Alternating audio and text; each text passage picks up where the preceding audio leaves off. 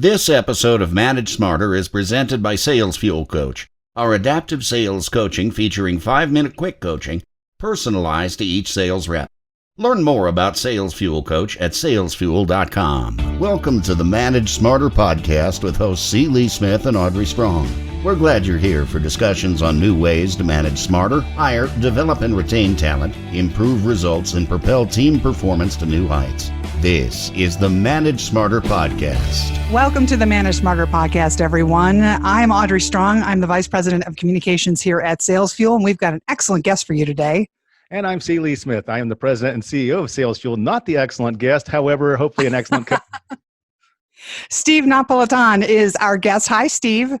Hey, how are you? Hey, we're good. We're thrilled to have you on the show. Well, thanks for having me. I'm excited as well. Well, for those of you who don't know Steve, we met him several times through the C-Suite Network at events around the country.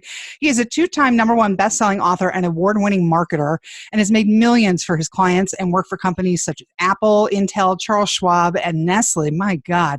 Steve has some thoughts and tips on managing smarter for all of you, how it looks growing with a growing global workforce and the tech and the AI that's coming our way. And you also have a unique view of work-life balance, Steve, and hours versus productivity that we're going to put on everybody. Yeah, I want to learn more about that.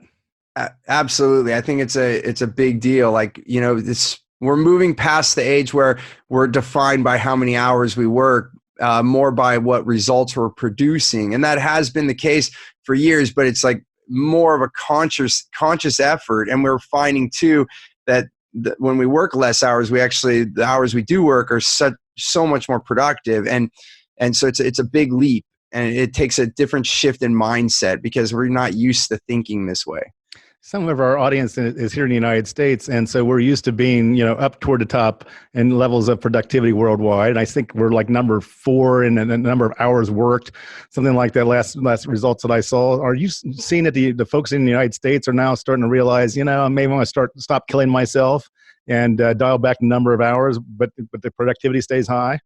Well, it is emerging. I would say it's still the minority of the thought process, but so I typically work with C-level executives or entrepreneurs or other leaders, and it's a must for me to start with the leader, because if the leader doesn't believe in it, it's really hard to make a cultural shift in an organization. And so typically when I'm working with the CEO, let's take as an example, and we start making shifts in their daily activities, weekly, quarterly activities, and allowing them to have more time for themselves. Because, for me, I was a complete workaholic, grew up in Silicon Valley with all these fast growing companies, and you're working. And I got stuck in that rat race myself. So I firsthand saw the difference in my life when I actually slowed down.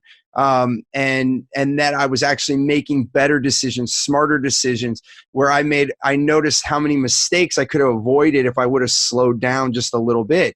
And then when I coming back to the CEOs that I help and consult with, the first thing we do is shift that, and then they're starting to make more powerful. And basically, I just asked them, I'm like, hey, so how did it go? Oh my gosh, I feel so much better. My decisions are better. I'm making, all these things are improving. And then I basically say, well, why wouldn't you want this for all of your team?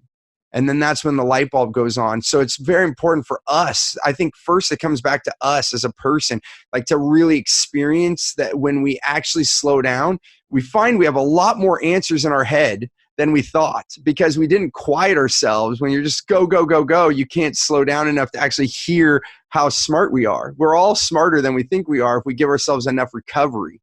When you deplete your energy, I guess the last metaphor I'll give here to kind of seal the point on this is that if you had a battery operated drill, and you're drilling holes and you have like 5 more holes to do, but your battery is dying and it's going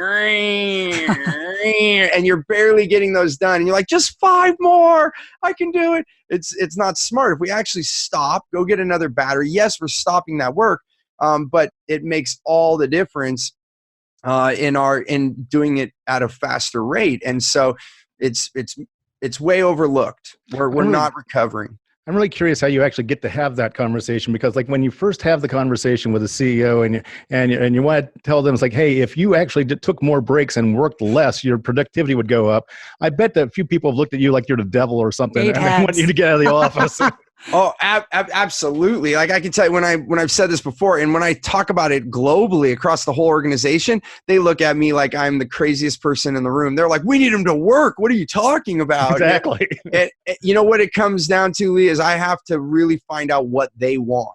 So it comes back, a big part of all of this process, and this is, for everything, even like growing a team. I call something wow team. Like, how do we have wow teams? It's where you meet someone where they are and you find out what their personal goals are with the organizational goals, and if they're both in alignment, then we have a wow match, right? That person is and this has been said many ways. Like if you look at Built to Last by Jim Collins, you look at if they're the right person in the right seat in the company, but then taking it one step further, looking at their personal agenda. And so when I sit with a CEO, it's like, okay, what is your goal? Like, what will having that do for you? What is your challenge or slowing you down from having that? And how is that affecting you and the organization? And within that, I can find the reasoning to try these new methods out, because they, it's hinged on their goals, not just some wild pipe dream. It's that, instead of just saying, "Hey, let's try working less," they'll slap you, right? Right. But it is, you said it's counterintuitive, and it is, but in looking at what you're saying technology makes it more efficiencies. These forces seem to be clashing into each other. This is what my brain is saying, which is, you want me to provide more value be more productive in the time that I have. I have technology that makes it easier to work in a global workforce, but now I'm doing meetings at 9 p.m. because the team on the other side of the planet needs to talk to me. Right. It can be that way. It depends on how you set it up. And, it depends on where you are. And so it is so global right now. Time zones are a big conversation. Right. Mm-hmm. I have one client right now. They're not working in the Philippines or in India. They've found an excellent programming team in Argentina. And then they're relatively in the same time zone as the Pacific time zone here on the west coast of the United States. So this is where we truly have to look globally, and there has been good reason for people to go to India or the Philippines, which are two of the highest countries in outsourcing, but now that's really broadened, and it's not the only place to look. And so that comes back to that it truly is global now. And so it comes back to choice then, Audrey, like what time zone do you want to be in? And, there are times where you can come on, when they're coming on work, you're going off work, and you can have a meeting and hand the baton, and then you can have like a 24-hour workforce. So there's good reason to have those different time zones. So when you get in the morning, like a whole bunch of stuff got done, or vice versa. If you want everyone to be on the same time zone, just look in those areas, like what countries could support that. And also looking within the United States, outsourcing doesn't necessarily mean it has to be international. I mean, if you're on either the East Coast or the West Coast, it's going to be like the highest wage earners typically in the United States. There's a couple cities in the middle of the United States that also have high living costs, and it costs more. But there are states that you can do. We've had team members in Iowa, and they're getting paid really well for their area, but then it's still significantly cheaper than San Francisco. What was that moment of pain or inspiration that led you to discover this? I mean, you don't just wake up in the morning and think, "Oh, I think I can be more productive by working less," and have the wife believe you. Yeah, what happened, Steve?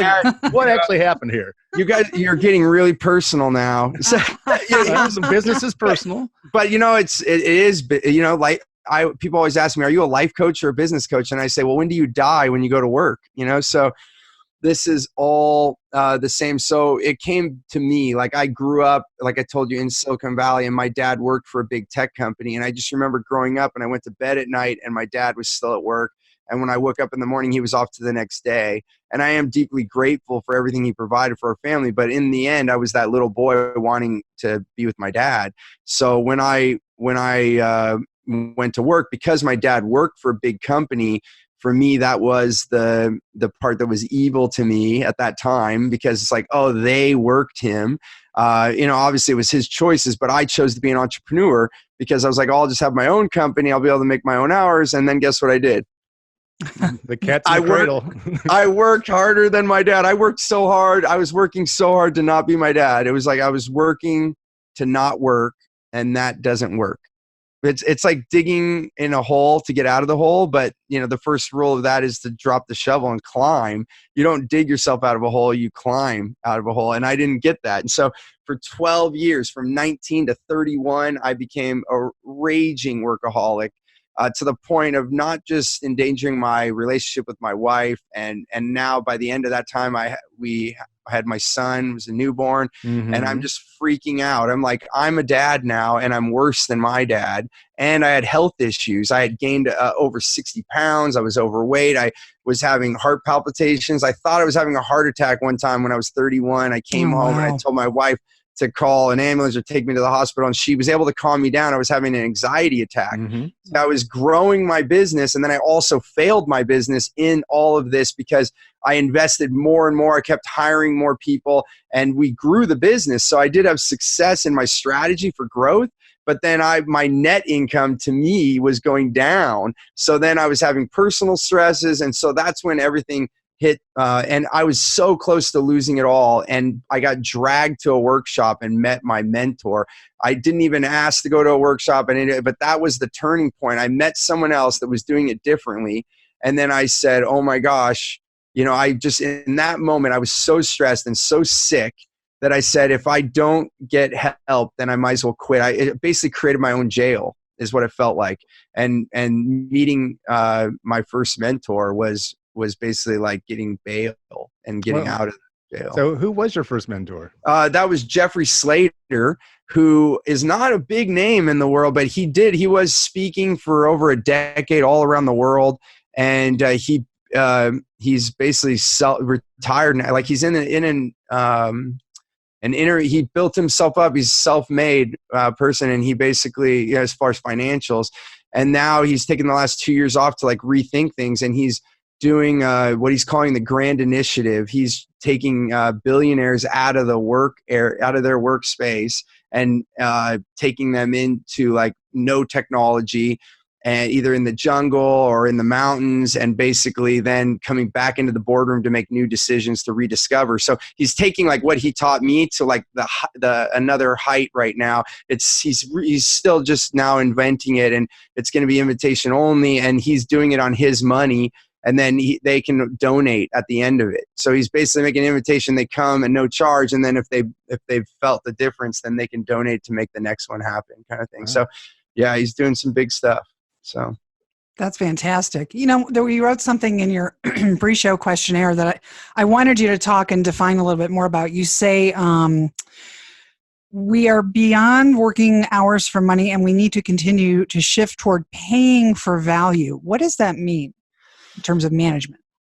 So, we need to have so when I work with my team, and this is what I teach my clients, is that what do I want at the end of the quarter? What do I want at the end of the week? And then I want that accomplished. And I also want to have a narrow focus. So the whole thing of having this huge laundry list of things to do, it actually dilutes our productivity. So what I mean by it is I'm not so caught up on hours. I'm actually hiring them. It's thinking more entrepreneurial within a corporation. So you're creating a space for a task, a project, a big shift, a milestone. If you read Gino Wickman, he wrote a book called Traction. And in that book, he calls it the rocks. What are the rocks the company needs to have done to move to the next thing? And if you have a team of people or one person that gets a rock done and it substantially moves the needle of the company, then now we're talking. And if they get that done in 1 week instead of 2 months, like, do you actually care as a paying person? Like, would you pay the same amount if it made that huge shift in the company? So you have to start to measure these things. It does take tracking and knowing what we're going to do, so we're not taking risk. We're not throwing money at people and saying, I hope this works. We actually have to have a plan, right? So there has to be a strategy. But the idea is that I'm no longer saying, oh, you need to work 40 hours. No, I don't really care. If you actually can do it in 20 and you can go home and be with your family, the odds are, and the data's out there, I'm not the only one, that they're actually going to be way more productive. Germany is one of the most successful countries. They are the leader in Europe as far as, on the business side. And they take an average of 10 weeks off more than Americans. 10 weeks. It's wild. It's like unbelievable. Like you say that to an American, they're like, what? What do you mean 10 weeks in 1 year? Like, what are you talking about? Yeah. Mm-hmm. And they look at us and they're like, how do you raise a family without having any time for your kids? Well, yeah, that's what's happening. And our kids are growing up on their own or with their school teachers only. Yeah. And results end up in the news, on a daily basis around here. So you admit you're big into marketing, and you've got this thing called the client capture process. Tell me more about that. So it comes back. It's very in line with the WOW team. So what we already brought up about having, we discover, so now in order to make it easy, the reason I called the process that you just capture clients, it's almost like putting a net out fishing and all the fish just come right in. If we actually say the right words. So one big thing, when I went to film school, so I came from the art side and got into ads, and I'll tell you, I made my first ads and they flopped. And I'm like, what was going on? I made this epic commercial. And the reality was I didn't say the right words. And so my big thing to keep it really simple right now is to meet people where they are, which I already said for team. And the same goes, because remember, recruiting is marketing and sales. It's the same thing. We're getting the right people. So when we're managing sales or we're managing people, we need to meet them where they are. So I always say, find your wow client, the one that you really, the whole company lights up. It serves everyone, everyone, it's win-win. And then we find out what they want. And I call it like surveying to success, which is really tricky because people are sick and tired of surveys. So we have to ask in just the right way and find out the exact words that our wow client are saying. And then I put that right in the ads. Like very, very deliberately, like almost word for word. And it takes all the creativity out of the way. And when people say, how have you won so many awards and been so successful in marketing? And I often say, because I didn't write this stuff, the clients do. If you actually take the words right from the client or customer and put it in your ads, I've quadrupled results, ROI on marketing just by doing that. And that's the basis of this process that you're asking about, is like creating that so it's so much easier. So clients just come right to you. And the same, if you're recruiting right now, your team just comes right to you because you're using the right language. That makes sense. We got a few minutes left. It's stevenapolitan.com is the website. And same thing on Twitter. So what's your bandwidth for this year?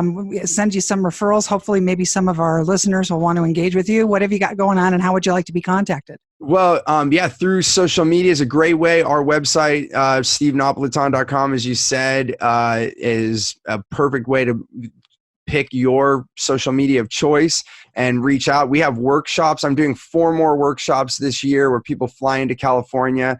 That keeps me here so I can be with my kids. And then I give travel vouchers. So I actually discount by $1,500 our workshops so that you can pay for your airfare and travel to come here.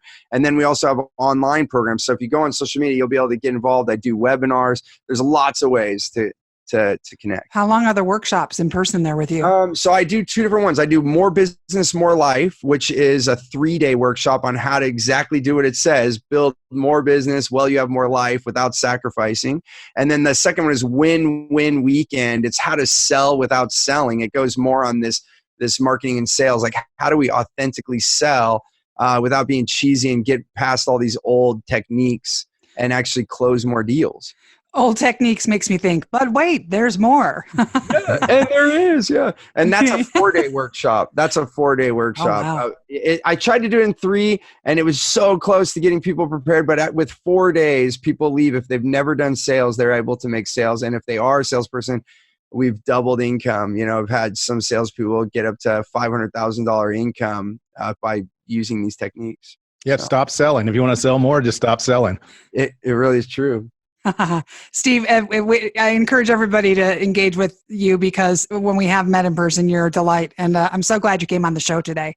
It's my pleasure. And if you want to put a link with your podcast, Survey to Success, I'll give that away, that process of how to find the right words. And they can actually text message in. If you're in the United States, survey to 72,000, 72000.